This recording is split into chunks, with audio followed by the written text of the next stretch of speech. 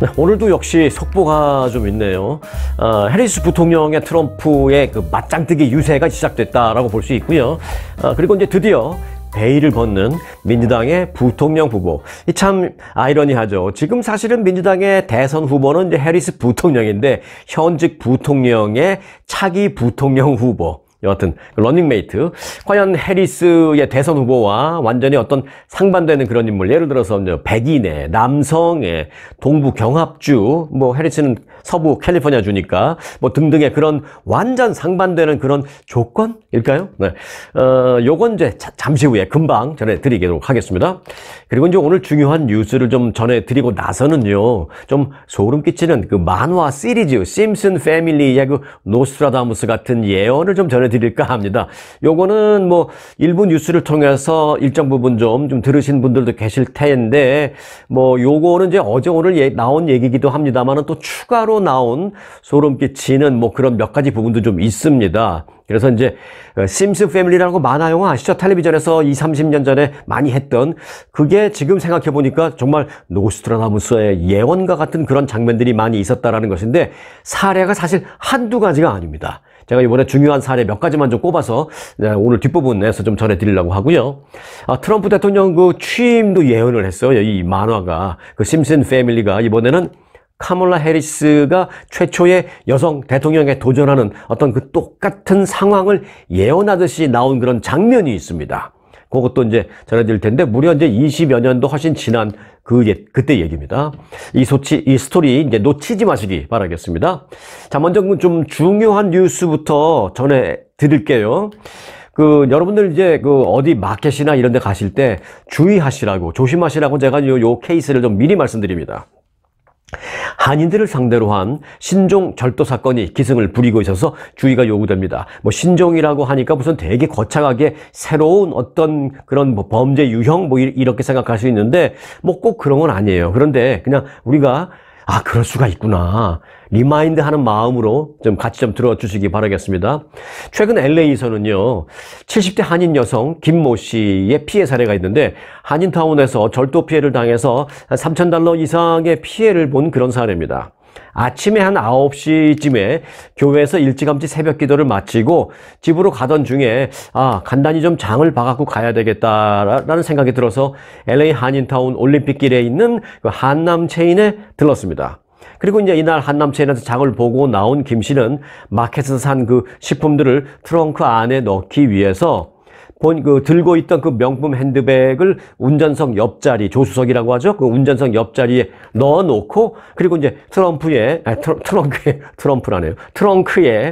그 식품 산 것을 짐을 이제 다 실었습니다. 그리고 이제 이후에 차에 이제 탑승을 해서 막 출발하려고 하는데, 이 김 씨에게 한 히스패닉계 젊은 여성이 다가와서 말을 걸었습니다.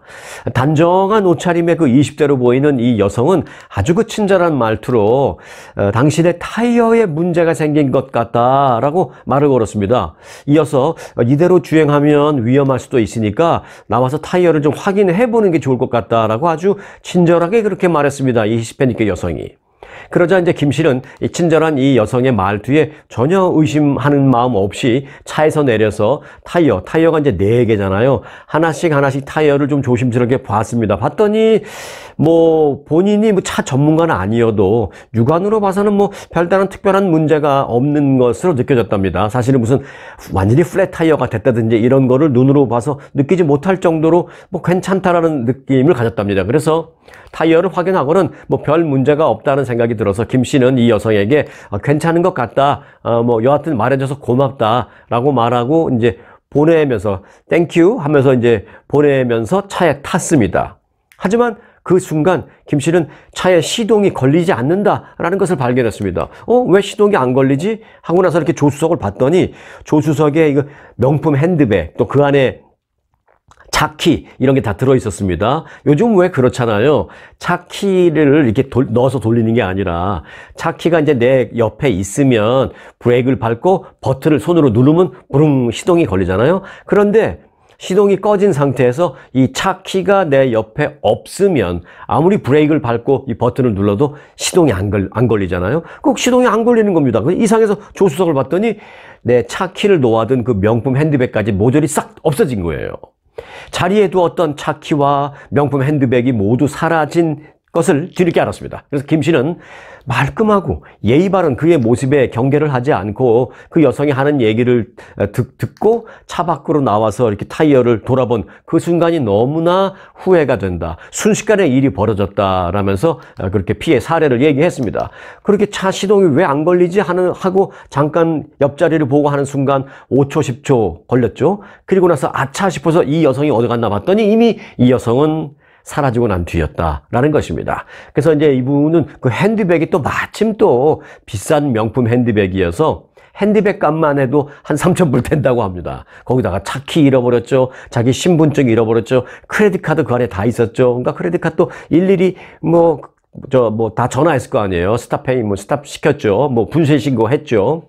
그리고 이제 다행히 현금은 많이 없었지만 현금이 많이 있었다라면 그것도 걱정이고, 또 이분은 다행히 그래도 전화기는 따로 갖고 있었으니까 괜찮다는데 마침 또 전화기를 그 핸드백 안에 넣어 놓으신 분들도 종종 있잖아요. 우리는 그런 경우에는 전화기까지 잃어버릴 수 있잖아요. 그럼 어디다가 갑자기 신고하기도 쉽지 않은 이런 상황이 발생할 수가 있다라는 것입니다. 또 어떤 분들은 명품 핸드백 아니더라도 전화기 안에 크레딧 카드, 드라이버 라이센스, 다른 신분증, 아이디 다 거기다 집어넣어 놓고 있는 분들 계세요. 그런 분들은 전화기만 싹 훔쳐가면 모든 게 끝나버립니다. 그러니까 이런 경우에 상당히 주의할 점이 많습니다. 그래서 이런 일도 있었구나, 또 있을 수 있구나.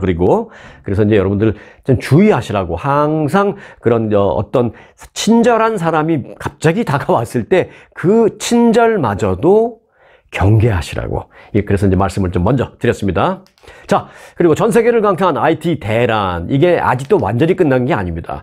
그 여파로 미국 내 항공편 수만 건의 운항이 지연 또는 취소된 가운데요, 연방교통당국이 그 운항 차질이 장기화되고 있는 이 델타 항공을 상대로 조사에 착수했습니다. 연방교통부의 피트 부티지지, 제가 지난번에도 말씀드렸죠. 이 좀 라스트 네임이 좀 어려우신 분이 교통부 장관이라고. 피트 부티지지 연방교통부 장관은 델타 항공의 운항 차질이 계속되고 있어서 그 법규 위반이 없는지 이상한 점이 있어서 델타 항공에 대해서 조사를 한다라고 밝혔습니다. 그리고 승객 대응을 제대로 하고 있는지도 이참에 좀 들여다보겠다라고 말하고 있습니다. 왜냐하면 부티지지 그 장관은, 왜냐하면 그 델타 항공의 지속적인 운항 차질이 이상하게 다른 데보다도 더 오래 계속되고, 또 그런 가운데 용납하기 어려운 그 고객 서비스에 대한 불만 사례가 수백 건 정도 접수가 됐기 때문에 이참에 델타 항공에 대한 조사를 하겠다라고 밝혔습니다. 아시는 대로 이제 지난 19일 전 세계를 강타한 그 IT 대란 그 여파로 전 세계 공항에서 항공편이 지연되거나 취소되거나 이런 게 이제 이어지고 있는 가운데 대부분의 항공사에서는 그 서비스가 거의 복구가 됐습니다만은 미국에서 특히 그 델타 항공의 운항 차질이 현재까지 완전 복구가 되지 않고 있어서 눈에 띄고 있는 것입니다. 유독 델타 항공만 복구가 더 늦으니까 연방 정부가 이참에 이상해서 조사에 착수했다는 것입니다. 델타 항공 측은 그런데 이제 이렇게 말하고 있습니다. 대부분의 시스템은 복구했습니다. 하지만 승무원의 위치를 파악할 수 있는 그런 시스템이 있는데 그 시스템이 현재 가동되지 않고 있어서, 그래서 아마 이 문제 때문에 정상화가 지연되고 있는 것이 아닌지 우리는 일단 그 주 배경으로 그렇게 생각하고 있습니다 라고 말을 했습니다. 하지만 연방정부의 이번 조사 과정에서 그 문제 외에도 다른 어떤 추가적인 문제점이 드러날 수도 있을 것 같다라는 예상이 많이 나오고 있습니다. 그래서 조사 과정, 또 그 이후에 조사 결과가 주목되고 있는 상황이다, 이렇게 말씀을 드리겠습니다. 자, 이제 그 대선 얘기를 해볼까요? 자, 카멀라 해리스 부통령이 사실상의 첫 대선 유세가 있었는데 어제 있었습니다. 사실상의 첫 대선 유세, 저는 그 내용보다, 연설을 했죠 물론, 그 연설의 그 내용보다는 사실 저는 그 장소에 더 주목하고 싶다라고 말씀을 드리겠습니다. 그 첫 번째 대선 유세 장소로 트럼프 전 대통령의 대관식이 열렸던 곳을 선택했습니다. 트럼프 전 대통령이 대관식을 실제로 한 건 아니지만 대관식처럼 화려하게 후보 수락 연설을 한 그곳을 카멀라 해리스 부통령은 어제 첫 자신의 대선 유세 장소로 결정을 한 것입니다. 정면 대결을 시사했다, 이렇게 보시면 되겠습니다. 어제 그 카멀라 해리스 부통령은 대선 경합주인 위스콘신주 최대 도시 밀워키에서 유세를 갖고 연설을 했습니다.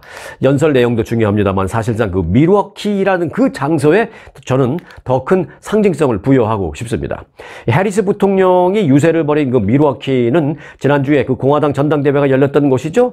그 여러모로 이제 상징성이 이제 큰 그런 상황인데, 이번 해리스 부통령의 밀워키 밀워키에서의 자신의 첫 번째 대선 유세 그 연설을 했다라는 것은 그가 이 경합주 중에서도 이 위스콘신주를 가장 중요하고 또 가장 의미 있는 어떤 그런 장소로 보고 있다라는 것을 시사하고 있는 것입니다. 자, 연설 내용도 안 볼 수가 없죠. 연설 내용을 보면 해리스가 이제 얼마나 정면 대결을 원하는지를 그 내용을 받아도 금방 알 수가 있습니다. 검사 출신인 해리스 부통령은 이렇게 말했습니다. 4개의 사건으로 형사 기소돼서 이 가운데 한 사건에서는 이미 유죄 판결을 받은 트럼프 전 대통령은 중범죄다. 이것을 우리는 잊으면 안 된다. 이것을 우리는 확실하게 알고 있어야 한다라고 부각을 시키면서 선명한 대립각을 첫날부터 세웠습니다. 해리스 부통령은 그 전에 했던 말과 마찬가지로 자신이 이제 검사 출신임을 언급한 뒤에 나는 내가 검사 생활을 한 수십 년 동안 여성을 학대하는 성착취자, 또 소비자를 등쳐먹는 사기꾼, 또 자신의 이익을 위해서 규칙을 깨고 속임수를 쓰고 하는 사람들, 이 모든 유형의 범죄자들을 다 상대해봤다라면서 나는 그렇기 때문에 트럼프 같은 스타일을 너무나 잘 알고 있다라고 말했습니다. 트럼프 같은 타입을 잘 알고 있다. 이렇게까지 말했습니다. 그러면서 트럼프는 성적 학대를 저지른 것에 대해서 책임을 인정받았으며, 즉 유죄 판결을 받았다는 얘기죠. 그리고 이제 입막음 돈을 지급하고 회사 장부를 조작한 것과 관련해서 34개의 사기 혐의에 대해서도 유죄가 인정됐음을 우리는 절대로 잊어서는 안 된다라고 다시 한번 상기시키는 그런 내용을 말했습니다.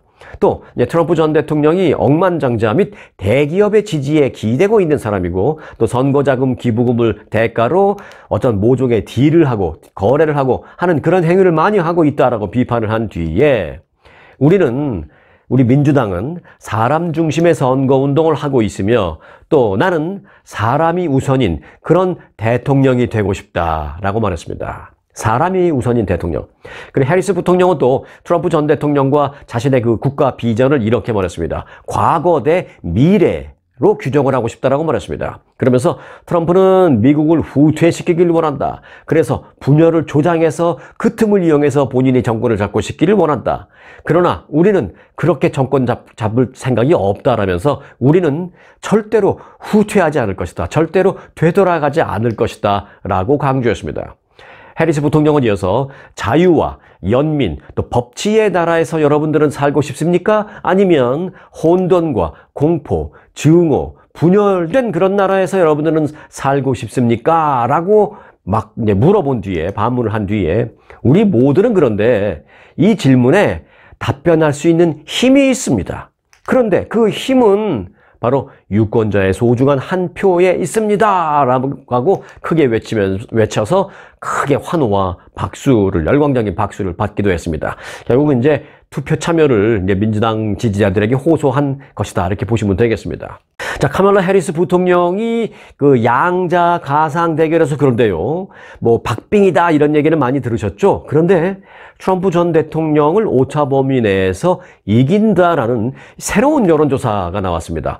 불과 이제 이틀 전에, 그러니까 바이든 대통령의 후보 사퇴 발표가 나온 이후에 조사된 것입니다. 자, 로이터 통신이 여론조사 업체 입소스와 함께 공동으로 이번 주에 실시한 여론조사에 따르면 양자 가상 대결에서, 즉 해리스 부통령과 트럼프와의 대결에서 해리스가 44%, 트럼프가 42%로 해리스가 2%포인트 앞서는 여론조사가 처음으로 나온 것입니다.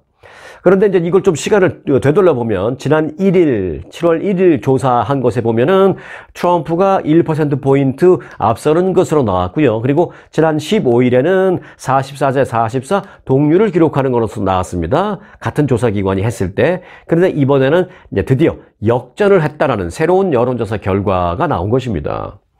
자, 그리고 이제 다른 방식의 조사도 있었습니다. 제3 후보까지 포함시킨 다자 대결을 했더니 해리스 부통령 42%, 트럼프 전 대통령 38%, 갑자기 차이가 나죠? 그리고 이제 무소속의 로버트 케네디 주니어 8% 등을 각각 기록했습니다. 사실 이 로버트 케네디 주니어는 민주당 소속으로 있다가 나가서 무소속으로 나간 거거든요. 그렇다면 이제 일반적으로 생각하면 민주당 표를 gali 것으로 생각이 되는데 오히려 민주당 표가 아니라 트럼프 표를 갉아먹고 있는 그런 양상을 지금 보이고 있습니다.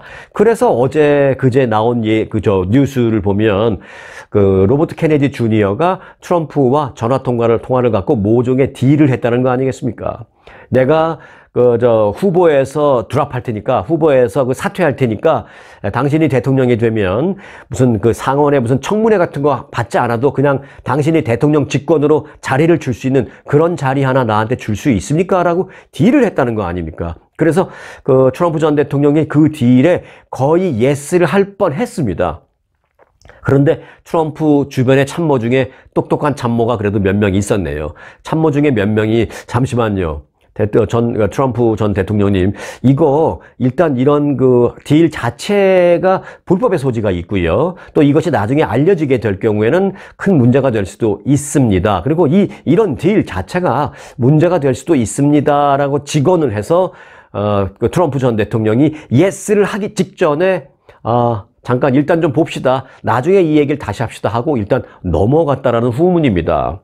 그러니까 이제 로버트 케네디 주니어가 8%를 갖고 딜을 치려고 한 거죠, 트럼프하고. 근데 여하튼 지금 현 상태에서는 해리스 42, 트럼프 38, 로버트 케네디 주니어 8% 이렇게 다자 대결에서는 그렇게 나왔다라는 게 어제 오늘 있었던 여론조사 결과입니다. 자, 이번 조사에서 전체 유권자의 56%는요 해리스 부통령에 대해서 정신적으로 예리하고 도전에 대처할 수 있는 그런 정신 상태다라고 평가를 했습니다. 반면에 트럼프 전 대통령에 대해서는 49%만 그렇다라고 답해서 해리스 부통령이 트럼프 전 대통령에 비해서 정신적인 면에서는 7%포인트 훨씬 더 좋은 높은 그런 평가를 받았습니다. 그런데 이제 같은 질문에서 바이든 대통령은 과거라기보다는 한두 달 전에는 22%만 그렇다라는 답을 얻었었습니다. 그래서 이제 트럼프가 이런 결과를 놓고 바이든을 계속 공격한 거죠. 당신은 여론조사에서 정신적인 문제에 대해서 긍정적인 답변이 22%밖에 안 나왔습니다. 나는 40%도 훨씬 높게 거의 50% 가까이 그런 긍정적인 답변을 받는데 당신은 22%밖에 안 되는 인지력 문제가 있는 것입니다라고 공격을 했는데 지금은 바뀐 거죠. 이제는 오히려 공격의 방향이 바뀔 수밖에 없는 것입니다. 민주당 후보가 80대의 바이든 대통령보다 20살 이상 어린 해리스 부통령으로 이제 후보가 바뀌면서 이제는 80세를 바로 목전에 두고 있는 78세에 이제 몇 달 있으면 79세 됩니다. 트럼프 전 대통령이 거꾸로 고령 리스크 논란에 시달릴 수 있다라는 그런 의미 있는 어떤 여론조사가 나왔다. 여기에 이제 한 이틀 전에 있었던 여론조사가 나왔다. 그 말씀을 드리겠습니다. 이번에 대통령 선거가 아주 엎치락 뒤치락 판이 새로 바뀌기도 하고 정말 재미있게 공화당원이든 민주당원이든 어디를 지지하는 사람이든 일단 볼만한 관전 포인트가 많은 재미있게 진행되고 있다. 이것만은 사실입니다. 자, 민주당 부통령 후보로 그러면 누구냐? 민주당 대통령 후보는 일단 현직 부통령 해리스죠. 그런데 그러면은 부통령 후보로는 누구냐인데 지금 거의 베일이 벗겨지고 있습니다. 바로 조시 샤피로 펜실베니아 주지사가 떠오르고 있습니다. 그런데 이제 우리가 예상했던 대로 해리스 대선 후보와는 그야말로 완전 반대적인 사람이 지금 떠오르고 있는 것입니다. 지정학적으로 봤을 때 경합주 출신, 백인, 중년, 그리고 남성이 런닝메이트가 될 것이다라는 전망이 거의 일치하는 그런 후보가 지금 지목되고 있는 것입니다. 자, 유색인종의 여성, 그리고 어차피 민주당이 이기는 캘리포니아 출신인 이 해리스 부통령의 지지층을 더 확장시켜 줄 수 있는 대안이다 라는 그런 분석입니다. 이 펜실베니아 주지사가. 이 파이낸셜 타임스도 민주당의 그 소위 떠오르는 스타인 조시 샤피로 펜실베니아 주지사가 부통령 후보로 낙점될 가능성이 현재로서는 가장 크다, 이렇게 보도했습니다. 펜실베니아 주 법무부 장관 출신, 이분도 이제 주 법무부 장관 출신이에요. 완전히 민주당은 이제 검사 출신으로 딱 진영을 포진하는 거죠. 펜실베니아 주 법무부 장관 출신인 조시 샤피로 주지사는 2년 전에 압도적인 표차로, 그러니까 여기가 민주공화 경합주 지역인데 압도적인 표차로 민주당 소속으로 주지사에 당선된 바 있는 인기 있는 주지사입니다. 나름대로. 자, 한편 이 펜실베니아는 이 트럼프 전 대통령의 피격 그 사건이 있었던 그런 곳이었잖아요. 그렇기 때문에 이 해리스 입장에서는 이 지역이 상당히 불리한 지역이다라는 그런 선입견을 가질 수 있습니다. 그런데 다행히도 여기 주지사가 인기 있는 민주당 주지사이기 때문에 그 사람을 부통령으로 합류시키면 우리가 도움이 될 수 있겠다, 이런 판단을 내린 것이죠. 자, 그래서 이제 실제로 이제 샤피로 주지사가 런닝메이트로 공식 발표가 된다라면 그 이후에 또 어떤 그 지지율에서 또 어떤 변화가 있을지, 실제로 펜실베니아는 경합주인데 확실하게 민주당에 가져갈까? 뭐 이런 주목되는 부분이 많이 있습니다. 그래서 관전 포인트를 또 하나 확실하게 주고 있는 부분이 바로 민주당의 런닝메이트입니다. 자, 다음 스토리는 만화 영화 심슨 패밀리의 소름 돋는 예언입니다. 자, 미국 TV에서 방영 중인 여러분들도 오래전에 한 20년, 30년 전부터 미국에서 그 만화 영화는 아니고요.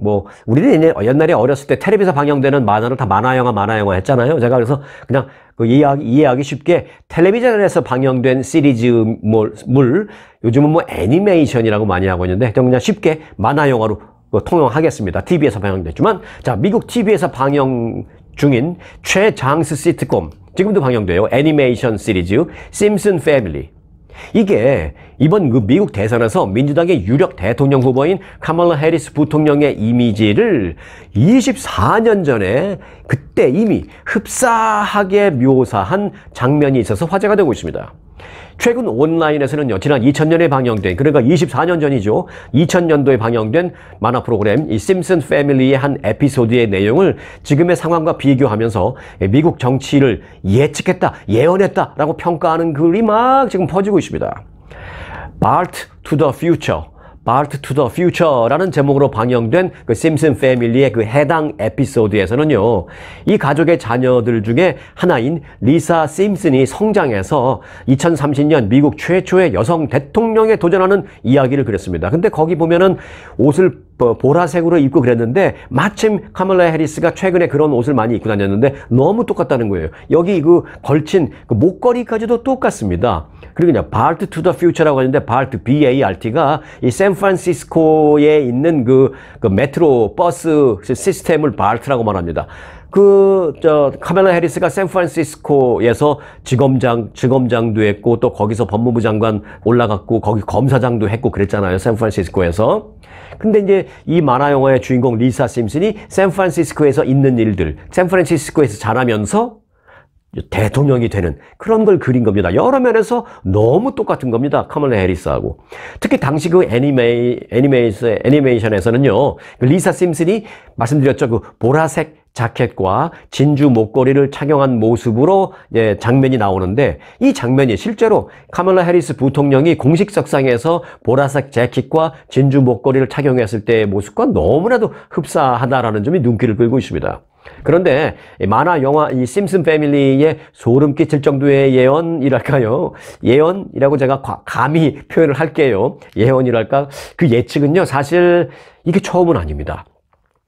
이미 소름 끼치는 예언을 몇 가지 한 바 있습니다. 많이 맞았어요. 심슨 패밀리는 트럼프 전 대통령이 실제로 지난 2017년 대통령에 취임하기 무려 17년 전에 방영됐던 에피소드에서 여기서는 트럼프라고 말해요. 그 만화 영화 속에서 트럼프를, 생긴 것도 트럼프랑 똑같이 헤어스타일 노랗게 이렇게, 그 트럼프를 미래의 대통령에 취임하는 내용이 이미 나왔습니다. 2000년쯤 그때쯤에 트럼프가 대통령에 취임한 시점보다도 17년 전에 제작됐음에도 불구하고 트럼프를 미래의 현직 대통령으로 그린 장면이 방영이 됐던 것입니다. 그때는 그냥 웃으면서 봤죠. 이는 2016년 트럼프가 대선에서 당선됐을 당시에도 이미 크게 한 차례 뭐 화제가 된 바 있는 얘기입니다. 그래서 이제 이건 아마 그때 얘기를 들으신 분들도 계실 거예요. 그런데 이번에 또 한 번 화제가 되고 있다는 것입니다. 과거에도 심슨 패밀리는 다양한 에피소드에서 그런 그 가상의 상황이 10년, 20년이 지난 다음에 현실에서 실제로 일어나는 사례들이 여러 차례 있어서 많이 회자된 바가 있었습니다. 몇 가지만 더 볼까요? 네. 자, 2012년 이 애니메이션은 이 팝스타 레이디 가가가 공중을 날아다니면서 공연을 하는 그런 모습을 그려서 방영을 한 바 있습니다. 실제로 레이디 가가라고 말하고 레이디 가가랑 똑같이 이 만화로 그려져서 막 그렇게 공중을 날면서 공연을 하는 그런 모습이 2012년도에 방영이 된 바 있습니다. 그런데요, 그로부터 딱 5년이 지난 후에 2017년에 레이디 가가는 슈퍼볼 해프타임 공연에서 실제로 와이어를 달고 공중에서 막 내려오면서 날아다니는 그런 퍼포먼스, 그런 공연을 보였습니다. 뭐 이거는 어찌 보면 굳이 이제 그렇게 까탈스럽게 본다면 5년 전에 심슨 패밀리라는 만화영에서 그런 장면이 나온 걸 보고 레이디 가가가 해프타임 쇼 공연을 할 때 그 참고를 하고 그것을 뭐 이렇게 벤치마킹해서 좀 따라해서 카피해서 했다라고 말할 수도 있죠. 뭐 예언을 했다라기보다는 뭐 그렇습니다. 그런데요, 굳이 그렇게 까칠스럽게 보지 않더라도 얼마든지 더 많이 그 맞아떨어진 사례가 있습니다. 예를 들어서 그 만화 영화 속에서 한 30년 전에, 이미 지금부터 30년 전에 영상통화가 가능한 휴대전화 이런 게 나왔습니다. 그냥 이렇게 전화하는 줄이 있는 전화도 아니고 또 줄 없는 일반 휴대폰도 아니고 영상통화하는 거를 보여주는, 영상통화하는 스마트폰 전화하는 장면이 그때 30년 전에 이미 나왔고요. 또 가상현실 안경, virtual glass라 그러나요? 그 VR 안경 같은 걸 쓰고 있는 그런 첨단 기술 장면, 이런 게 30년 전에 다 심슨 패밀리 만화영화에 나왔었습니다. 이런 기술은 지금은 실제로 사용하고 뭐 그러니까 뭐 아무렇지도 않게 생각합니다만은 사실 30년, 40년 전에는 이런 걸 감히 상상조차도 하지 못했었습니다, 일반인들은. 그런데 그 심슨 패밀리는 지금부터 30여 년 전인 1990년대에 이미 이렇게 영상통화하고 버추얼 안경 쓰고 하는 그런 내용을 방영을 했었습니다. 그뿐만이 아닙니다. 네, 아직 끝난 게 아닙니다. 옛날에 어렸을 때 버스 타면 버스에 올라와서 뭐 물건 팔고 뭐 빛 팔고 그런 분들이 이거 뭐 싸게 팔나, 그런데 하나 이게 다 아니야, 또 있어 막 꺼냈었던 기억이 갑자기 나는데 제가 좀 그런 식으로 지금 자꾸 꺼내는 것 같죠? 예, 또 꺼내겠습니다. 그뿐만이 아니라 코로나19 팬데믹 같은 전염병과 또 얼마 전에 그 잠수함 타고 무슨 관광 간다 그러다가 바닷속에서 터지고 막 그랬잖아요. 그런 잠수함 여행 사고 등등등도 이 만화 속에서 오래전에 다 나왔던 내용입니다. 다 나왔던 내용인데 그 전염병 퍼지고 팬데믹 이런 거는 그 만화 영화에 나왔다고 따라 할 수 있는 그런 것들이 아니잖아요. 그리고 잠수함이 밑에 내려가서 터지는 이런 일이 만화 영화에 있다고 똑같이 하자 이런 게 아니잖아요. 그런데 이미 팬데믹, 그리고 잠수함 타고 내려가서 바닷속에서 터지는 사고 나는 것들, 이게 30년 전에 이미 그 심슨스 패밀리 만화 그 에피소드 속에서 다 나왔던 내용들입니다. 그래서 마치 미래를 예언하는 것이 아니냐 이 만화 영화가 하는 그런 화제가 이미 한 10년, 20년 전서부터 계속 얘기가 나왔었던 거고요. 그런데 이번에 또 해리스 부통령의 그 대선 후보 등극을 계기로 또 한 번 화제가 되고 있는 것입니다. 자, 이와 관련해서 일각에서는요, 이 TV 만화 시리즈인 심슨 패밀리가 현대판 노스트라다무스가 아니냐라는 그런 말까지 뭐 온라인에서는 막 나오고 있고, 또 일각에서는 심슨 패밀리 작가한테 물어보고 싶다, 복권 번호 좀 알려주세요 라고 물어보고 싶다, 그렇게 복권 번호를 좀 알려달라고 말할 판이다, 막 이런 얘기도 우스갯소리로 지금 돌고 있는 그런 상황이다라는 말씀을 드립니다. 옛날 한 20여 년 전에 한국의 한 개그 프로그램에서 이런 일이 있었어요.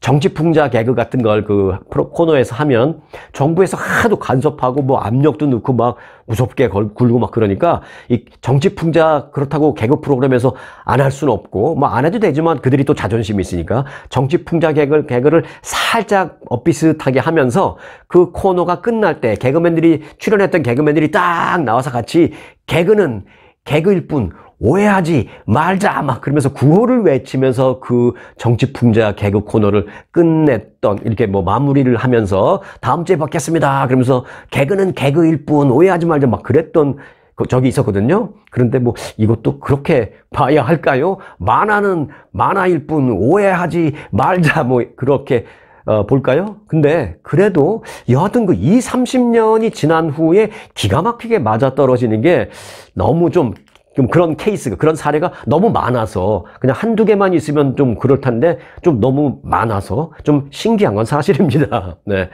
자, 오늘 영상은 현대판 노스트라다무스, 심슨스 패밀리 만화 영화를 전해드렸습니다. 오늘 영상 마칩니다.